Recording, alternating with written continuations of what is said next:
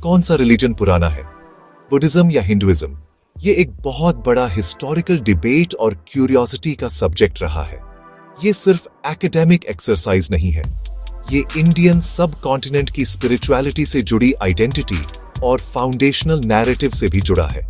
सदियों से एक कॉमनली एक्सेप्टेड बिलीफ ये रही है कि वैदिक धर्म, जो मॉडर्न हिंदुइज्म का प्रीकर्सर है, वो इस लैंड का इटर्नल एंशिएंट फेथ है और गौतम बुद्धा सिर्फ एक रिफॉर्मर थे या फिर इसके वास्ट पैंथियन में एक इनकारनेशन थे।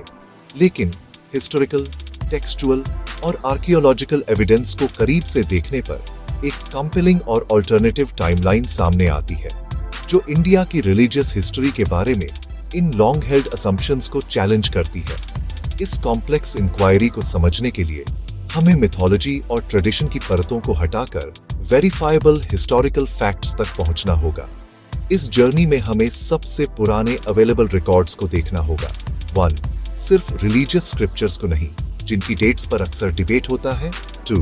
बल्कि फॉरेन ऑब्जर्वर्स के अकाउंट्स को भी देखना होगा, जिन्होंने इंडियन सोसाइटी को उसके इंटरनल रिलीजियस डायनामिक्स में बिना किसी वेस्टेड इंटरेस्ट के लिखा था। इनमें से सबसे क्रिटिकल है ग्रीक एम्बेसडर मेगास्थीनीस, जिनका काम सब कॉन्टिनेंट का 4th सेंचुरी BCE का एक यूनिक टाइम स्टैम्प्ड स्नैपशॉट देता है। उनकी ऑब्जर्वेशंस और दूसरे एविडेंस के साथ इस बात का आधार बनती है कि डिफरेंट रिलीजियस स्ट्रीम्स ने इस लैंड पर कब प्रोमिनेंस हासिल की। ये इन्वेस्टिगेशन बुद्धा के समय लगभग 6th सेंचुरी BCE के रिलीजियस लैंडस्केप को समझना चाहती है। क्या उस समय सोसाइटी पर वैदिक रिचुअल्स, एक रिजिड कास्ट सिस्टम और उन डीटीज की पूजा हावी थी जिन्हें हम अब हिंदुइज्म से जोड़ते हैं, या स्पिरिचुअल एनवायरनमेंट ज्यादा डाइवर्स था जिसमें वेरियस फिलोसॉफिकल स्कूल्स, जिन्हें श्रामनिक ट्रेडिशंस कहा जाता है, एक नेसेंट और जियोग्राफिकली लिमिटेड वैदिक प्रेजेंस के साथ फल फूल रहे थे। डाइवर्स सोर्सेज से क्लूज को एक साथ जोड़कर हम इन दो मेजर वर्ल्ड रिलीजन्स के ओरिजिन्स और एवोल्यूशन की एक ज्यादा एक्यूरेट और न्यूआंस्ड पिक्चर बना सकते हैं और सिंपलिस्टिक नैरेटिव से आगे बढ़कर उनके हिस्टोरिकल डेवलपमेंट को समझ सकते हैं। आखिर में ये एक्सप्लोरेशन उन आइडियाज और सोशल स्ट्रक्चर्स के ओरिजिन्स को ट्रेस करने के बारे में है जिन्होंने बिलियंस ऑफ लाइव्स को शेप किया है। इसका मकसद इवेंट्स के हिस्टोरिकल सीक्वेंस को क्लैरिफाई करना है। ये देखना है कि बुद्धिज्म और जिसे हम आज हिंदुइज्म कहते हैं, दोनों के कोर टेनेट्स और प्रैक्टिसेस कब सॉलिडिफाई और स्प्रेड होना शुरू हुए। एविडेंस बताता है कि जबकि हिंदुइज्म की फिलोसॉफिकल रूट्स एंशिएंट हैं, रिलीजन के रूप में एक स्ट्रक्चर्ड पैन इंडियन एंटिटी जिसमें उसके स्पेसिफिक टेक्स्ट्स और प्रैक्टिसेस हैं, वो बुद्धा और ग्रेट मौर्यन एम्पायर के बाद ही ज्यादातर शेप में आया। ये समझ हमें एंशिएंट इंडिया में फेथ और कल्चर के डायनामिक और एवर इवॉल्विंग नेचर को समझने में मदद करती है। इंडियन सोसाइटी का पहला महत्वपूर्ण एक्सटर्नल हिस्टोरिकल रिकॉर्ड मेगास्थीनीस से आता है, एक ग्रीक एथनोग्राफर जो मौर्यन कोर्ट में लगभग 302 BCE में एम्बेसडर था। अपनी सेमिनल वर्क इंडिका में वह लोगों, संस्कृति और सामाजिक संरचना का डिटेल्ड अकाउंट देता है। महत्वपूर्ण बात यह है कि मेगास्थीनीस एक समूह का उल्लेख करता है जिसे वह बरकामन कहता है, यानी ब्राह्मण्स, ये बताते हुए कि वे न्यूकमर्स थे जो इंडिकस रीजन या हिंदू कुश में आए थे अलेक्जेंडर द ग्रेट के अभियान से लगभग 3 सदियों पहले। यह उनकी उपस्थिति को लगभग 620 BCE के आसपास रखता है, जिससे वे बुद्ध के समकालीन बन जाते हैं। उनके लेखन से पता चलता है कि वे उस समय के व्यापक भारतीय समाज में एक डोमिनेंट इंटीग्रेटेड फोर्स नहीं थे, जो वैदिक परंपराओं में डूबी हुई सभ्यता से बहुत अलग तस्वीर पेश करता है। आगे टेक्सचुअल एनालिसिस इस बार खुद ऋग्वेदा का उसकी टाइमलाइन के बारे में और सवाल उठाता है। ऋग्वेदा, जिसे हिंदुइज्म का सबसे पवित्र और प्राचीन पाठ माना जाता है, उसमें हिस्टोरिकल फिगर्स के संदर्भ हैं जिनकी एग्जिस्टेंस पारंपरिक रूप से माने जाने वाले समय से बहुत बाद की है। उदाहरण के लिए इसमें राजा अजातशत्रु का उल्लेख है, जो बुद्ध के समकालीन थे और लगभग 461 BCE में उनका निधन हो गया था। इसमें राजा बृहद्रथा की हत्या का भी उल्लेख है, जो अंतिम मौर्यन शासक थे, और यह लगभग 180 BCE में हुई थी। इन फिगर्स का शामिल होना दृढ़ता से इंगित करता है कि ऋग्वेदा का संकलन और संपादन कम से कम अपने फाइनल फॉर्म में सदियों तक जारी रहा और संभवतः बुद्ध के जीवन काल के बाद ही पूरा हुआ, उससे पहले नहीं। सिद्धार्थ गौतम का जीवन खुद एक शक्तिशाली सर्कमस्टेंशियल एविडेंस प्रदान करता है। अपनी 6 साल की एनलाइटनमेंट की तलाश के दौरान उन्होंने कई प्रसिद्ध शिक्षकों और एसेटिक्स से ज्ञान प्राप्त किया, लेकिन उनमें से किसी ने भी उन्हें वेदास या कॉम्प्लेक्स फायर सैक्रिफाइसेस या याजनास के प्रदर्शन में निर्देश नहीं दिया। इसी तरह उन्होंने उत्तरी भारत में अपनी फिलॉसफी सिखाने में जो 45 साल बिताए, बुद्ध के प्रवचन, जैसा कि सुट्टास में दर्ज है, शायद ही कभी, अगर कभी भी, वेदस या उपनिषाद्स के अथॉरिटी से एंगेज या डिबेट करते हैं। ये चुप्पी बहुत कुछ कहती है। ये सुगेर करती है कि वैदिक परंपरा उन क्षेत्रों में प्रचलित या आधिकारिक रिलीजियस सिस्टम नहीं थी जहां बुद्ध रहते थे और सिखाते थे। बौद्ध और जैन दोनों ग्रंथों में ब्राह्मण की परिभाषा एक रिकरिंग थीम है, लेकिन इसे कंडक्ट द्वारा परिभाषित किया जाता है, जन्म से नहीं।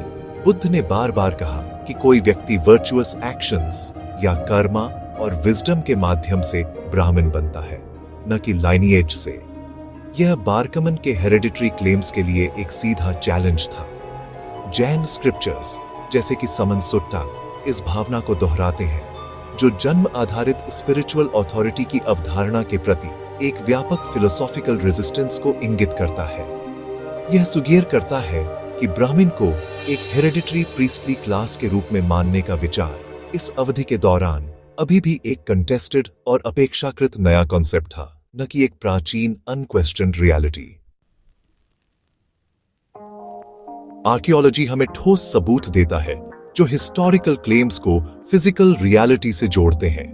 इंडियन सबकॉन्टिनेंट में मौर्यन पीरियड यानी लगभग 320 से 185 BCE के सबसे डोमिनेंट और wide spread archaeological findings unequivocally Buddhist हैं।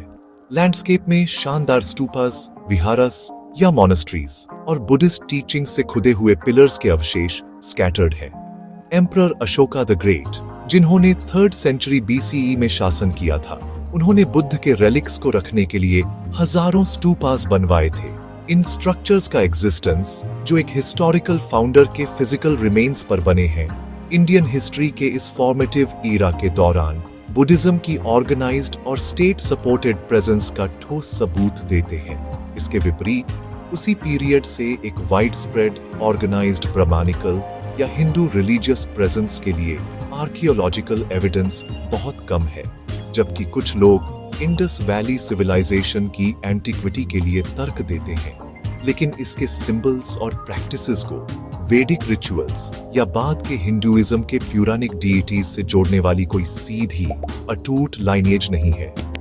मौर्यन ईरा के दौरान विष्णु, शिवा या ब्रह्मा जैसे डीइटीज को समर्पित टेम्पल स्ट्रक्चर्स की उल्लेखनीय कमी है। मौर्यन सिटीज से मिली मटेरियल कल्चर ओवरवेलमिंगली बुद्धिज्म और कुछ हद तक जैनिज्म को उस समय के डोमिनेंट पब्लिक रिलीजन्स के रूप में इंगित करती है, जो एक प्रचलित वैदिक ब्राह्मणिकल सिस्टम के तर्क के लिए बहुत कम जगह छोड़ती है। बाद के फॉरेन ट्रैवलर्स के क्रॉनिकल्स इस तस्वीर को और पुख्ता करते हैं। जब चाइनीज बुद्धिस्ट मंक फैक्सियन ने अर्ली 5th सेंचुरी CE में इंडिया का दौरा किया, तो उनका primary goal authentic Buddhist scriptures प्राप्त करना था। उनकी डिटेल्ड ट्रैवलॉग एक ऐसे देश का वर्णन करती है जहां बुद्धिज्म अभी भी एक मेजर फ्लरिशिंग रिलीजन था, और उन्होंने चाइना वापस ले जाने के लिए बड़ी संख्या में बुद्धिस्ट टेक्स्ट्स इकट्ठा करने में कई साल बिताए।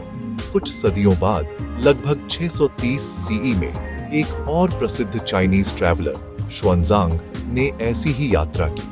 उन्होंने भी बुद्धिज्म की स्थिति का दस्तावेजीकरण किया और सैकड़ों बुद्धिस्ट मैन्युस्क्रिप्ट्स इकट्ठा किए, लेकिन न तो उन्होंने और न ही फैक्सियन ने वेदास या पुराणास जैसे ब्राह्मणिकल टेक्स्ट्स के किसी महत्वपूर्ण कोडाइफ्ड बॉडी को इकट्ठा करने या यहाँ तक कि एनकाउंटर करने का उल्लेख किया।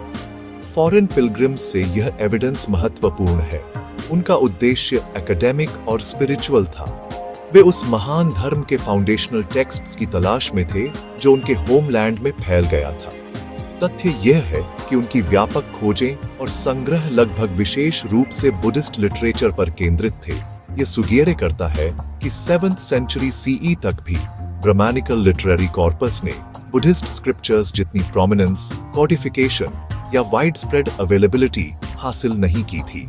ये उस चीज का संकेत देता है जिसे हम अब हिंदू टेक्सचुअल ट्रेडिशन के रूप में पहचानते हैं, उसे इंडियन में बुद्धिस्ट प्रभाव के चरम के बाद के विकास के रूप में स्थान देता है।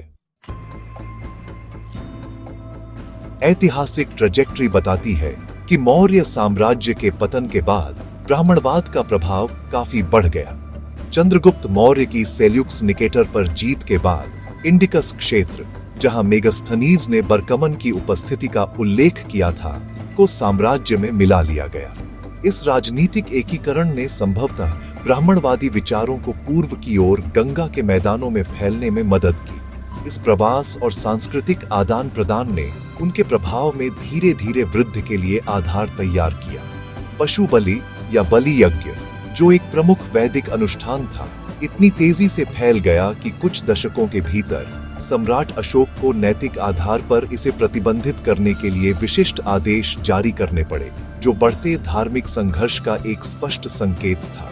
मौर्य वंश के बाद की अवधि, विशेष रूप से अंतिम मौर्य राजा बृहद्रथ की उनके ब्राह्मण सेनापति पुष्यमित्र शुंग द्वारा 185 ईसा पूर्व में हत्या के बाद एक महत्वपूर्ण मोड़ को चिह्नित करती है। शुंग वंश की स्थापना को अक्सर इतिहासकारों द्वारा ब्राह्मणवादी पुनरुत्थान या प्रतिक्रांति की शुरुआत के रूप में देखा जाता है। इस युग में वैदिक अनुष्ठानों को बढ़ावा मिला और उन ग्रंथों की रचना शुरू हुई जो शास्त्रीय हिंदू धर्म की रीढ़ बनेंगे, जैसे धर्मशास्त्र, मनुस्मृति जैसे कानून संहिता, पुराण और महान महाकाव्य रामायण और महाभारत अपने अंतिम रूपों में। यह धार्मिक संश्लेषण और पुनर्परिभाषा का काल था। इसी मौर्यवाद के युग के दौरान आधुनिक हिंदू धर्म का ढांचा आकार लेने लगा।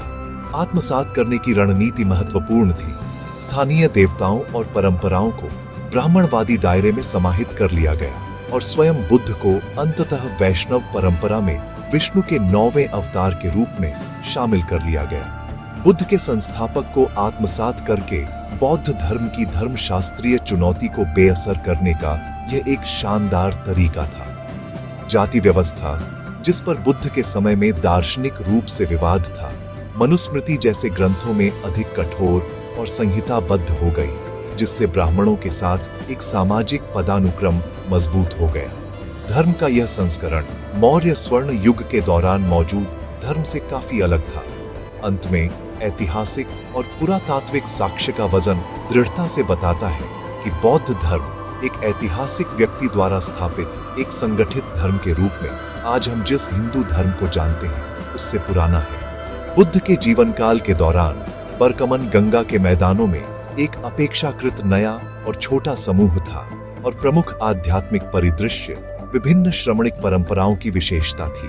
हिंदू धर्म का अखिल भारतीय पाठ आधारित धर्म अपने जटिल देवताओं, महाकाव्य कथाओं और सुदृढ़ जाति संरचना के साथ बाद के ऐतिहासिक विकास का एक उत्पाद है, जो मौर्य साम्राज्य के पतन के बाद बड़े पैमाने पर शुरू हुआ और बाद की सदियों में गति प्राप्त की। हिंदू दर्शन की प्राचीन जड़ें निर्विवाद हैं, लेकिन इसका धार्मिक स्वरूप एक अधिक हालिया रचना है।